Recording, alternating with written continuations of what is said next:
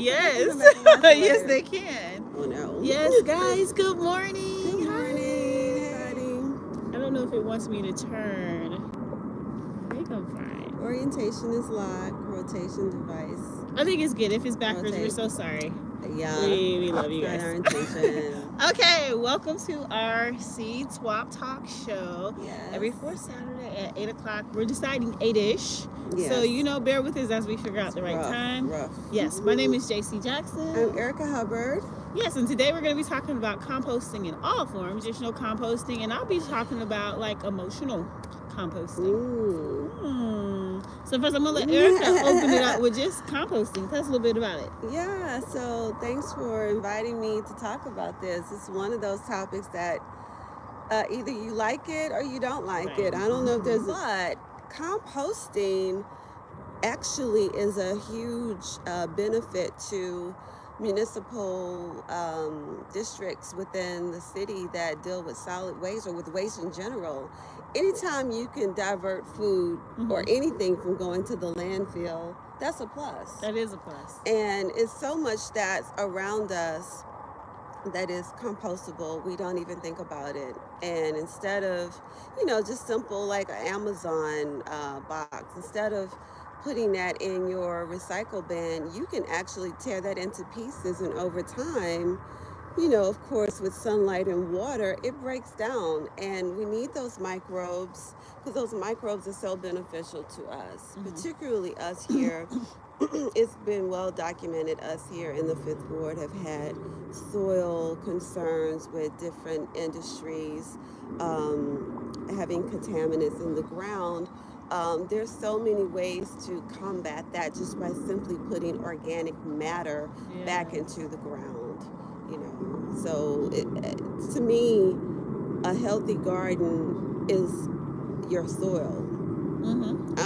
Not even your seeds matter, but your soil is 100%. You're not going to have a good yield if your soil is bad. So feeding that soil, almost like feeding your body, is so important. So we have our garden here is a community-based garden, and there are probably about 10 to 12 households that support our compost system. Oh, that's nice. So it's a 2-bin system, and we can look if you want. We can look over. Yeah, we can do it. There's a two bin system. One bin is cooking, and the other bin is collecting. And so the goal is to put in. Wait, explain what that means. One bin is cooking. They're gonna be like, oh, they're cooking. Yeah, you're out there cooking compost. What is that? So when I say one bin is cooking, that means, okay, let me back up. One bin is collecting. So we made these bins out of shipping pallets, right? While you're doing it, we can walk over there. That might be easier for people. Okay, so we're gonna walk over there and see. Maybe you want to turn the orientation so well, not on these bags. Well, you can see it now. I switched it. Okay.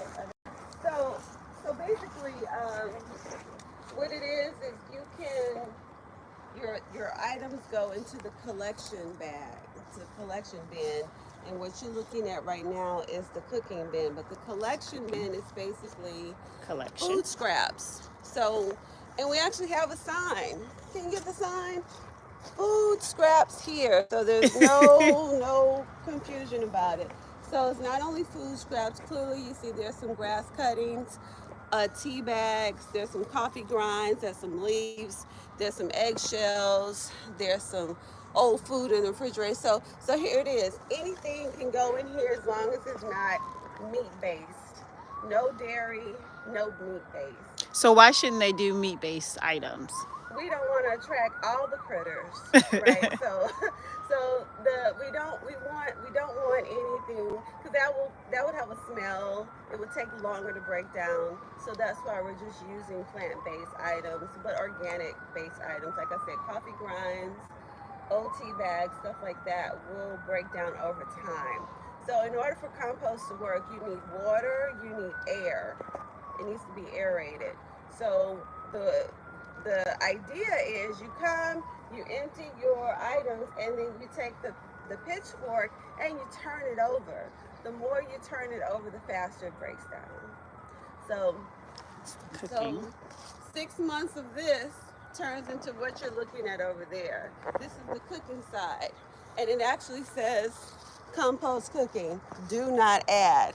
So this side is what the result of chemical processes breaking these things down, the result of roly-polies and all these different microorganisms that lives underneath eating and pooping, and that is why this is what you get the rich soil. So I know you're about to ask me, well, Erica, why is there ginger, turmeric growing in Yeah, I was about to say, compost look bin? at these seeds. Well, that's growing. what happens to seeds. Sometimes, seeds germinate in the compost bin. We have not turned this side over probably in over a month, which is why you have the new growth. That's okay. We're going to take the fork today and turn it over. Are you going to keep these plants? No, we're going to put them up. Okay. It was more of a just, see how, what's, I'm going to pull them up to see what the turmeric looks like, but it was just more, we like to experiment, so that's an experiment here. So that's composting kind of 101 in a nutshell. It takes about 6 months for this to break down into that. And although our neighbors mean well, sometimes they forget little things, and I'm the one that finds these little things. Like, for instance, plastic does not break down, so your plastic tape that's on your boxes, your Amazon box, yeah. Please remove that. Wire does not come. So the thing is, we find all kind of stuff. It was a container. I think this is my container. This is my container of things that don't break down that I find in the compost bin. I don't know how a pen got in there. This is just filled with tape, filled with stuff that just doesn't decompose. So a lot of times when I talk about composting, or anyone's talking about it, they're like, oh, it's so expensive. So how much does something like this cost to set up? Mm-hmm. So it was relatively inexpensive. We probably put everything together under $15. So the shipping crates are free.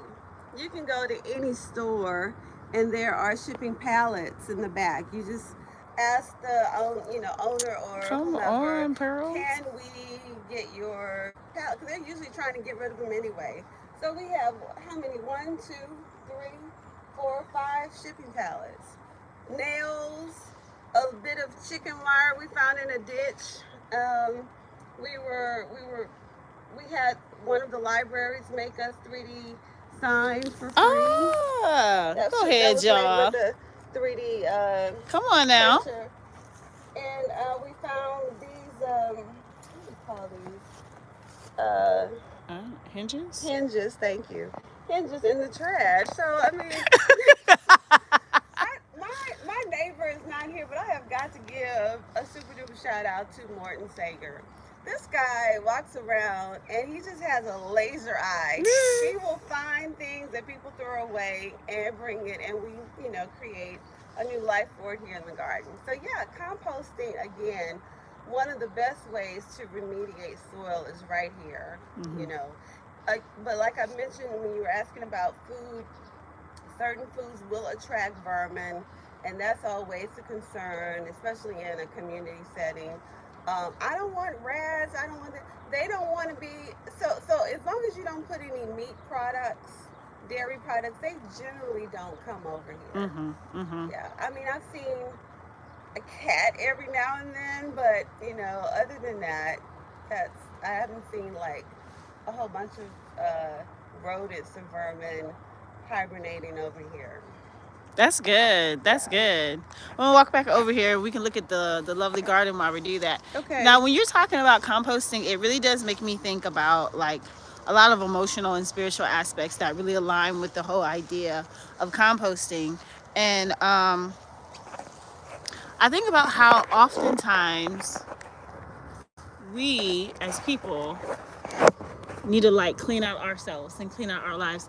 And I know I talk about my dad quite often, but when I think about my dad and my journey with my dad, I think about composting. I know for people who don't know, I'm a caregiver of my dad. He's quadriplegic. He has stage 4 cancer and he has pressure ulcers. Right now, everything is bad. I mean, because of the pressure ulcers, because of the advanced cancer, he's getting blood transfusions almost every 2 weeks. And because he's not having adequate blood flow, he's not having enough oxygen through his body. And so if he doesn't have enough oxygen through his body, his wounds won't heal. So his wounds are progressing.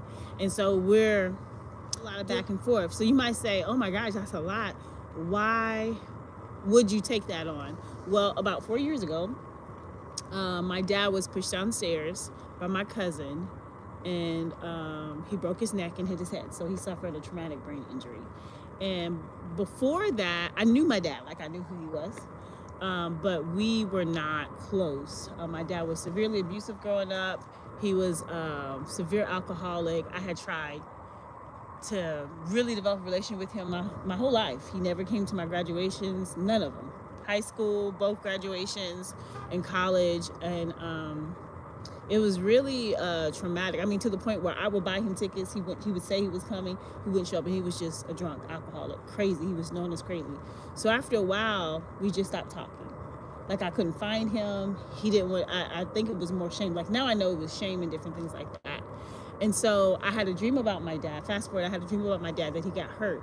So when I got the call that he had broken his neck, I was not surprised. And in my dream, I was supposed to go down and get him. So I talked to my family. We agreed. Fast forward, went down there. Nobody else would take him. It was right around COVID time. Nobody was doing that. My dad had been like horrible to people, you know? And we got him and we brought him here by ambulance. And that whole journey was hard. It was really hard. Virtually, I was moving a stranger into my house who was detoxing from alcohol and drugs, who was dealing with the grief of having quadriplegia. He could only move his neck at that time, who was just dealing with a whole bunch of stuff. So those first few months, I got cussed out, I got bit, I got spit on, and it was horrible. But I can truly say now, when I say me and my dad are close, when I say that he is a completely different person. Like, people think that I'm a daddy's girl. It's funny. I'm like, I'm absolutely not. The huge change. But composting, right? So, like, to anybody, our relationship would have been something you just throw away. Just let it go. Why do you keep trying? It makes sense. Let it go. Yeah. You know, in today's society right now, we're like, oh, you got to make sure that you're okay. You're at peace. And there's nothing wrong with that. And you do need to make sure you're okay. You do need to make sure you're at peace. But don't be so big on, I got to let it go and be okay, that you don't explore what God might be trying to do for you. So with me, I don't know about your situation, the Lord was going to bring that back, right? He said what I thought was garbage and disposable and not coming, it was rotten. And this was not usable. God was like, no, pick through that. Fine, you're gonna, I got this. I'm gonna take these things and I'm gonna make it new. Just like the things that we get done eating and we discard, not everything is supposed to be discarded. Very good point. Very good point. Our ancestors didn't operate like that. They didn't have the luxury of doing that.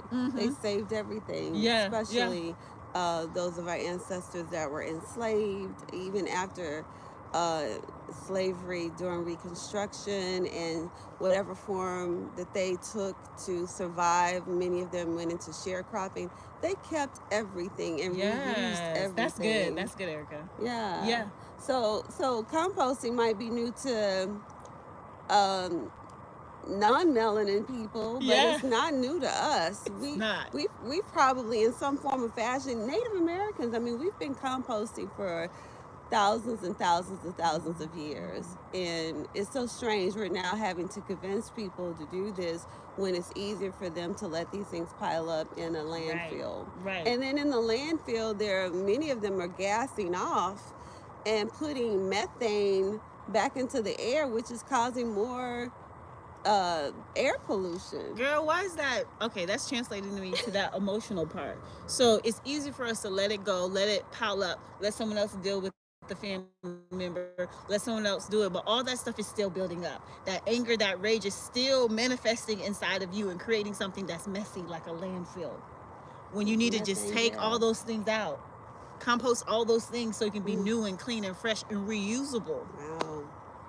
That's deep, Jessica. Yeah, girl, for real. I never would have put the analogy together, you being a caregiver with your father to composting.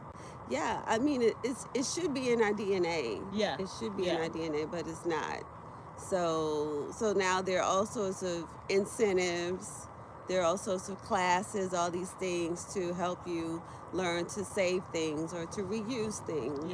Yeah. Because everything breaks down, we break down. I remember reading this article about this gardener, prolific gardener, in his will, this man asked his family to lay his body in a compost bin. I want to do something like that. My family's an objection, but I don't care what they say. That is cool. I think it's a great idea. I thought about it real hard when I read that. I don't know if I've landed on a decision, but I don't know if I've made a decision about that. But I found the concept interesting, because think about it. Aren't we already composting in these boxes that they put us in, these $10,000 boxes we are. when we die? They have that. I look some it up all the cultures time. don't do all of that. I mean, they put them in a pine box. Some of them put them just in the ground, and that's basically fossil fuel. There's a company that has these capsules with like compost materials, so you can bury your loved person in there and put them in the ground. I want to do that, and I want them to plant a tree on top of me, and then that's the memorial is the tree. I love that. Yeah, That's a great idea. The tree would be so meaningful. Yeah. Hey, it's composting. This is really going down.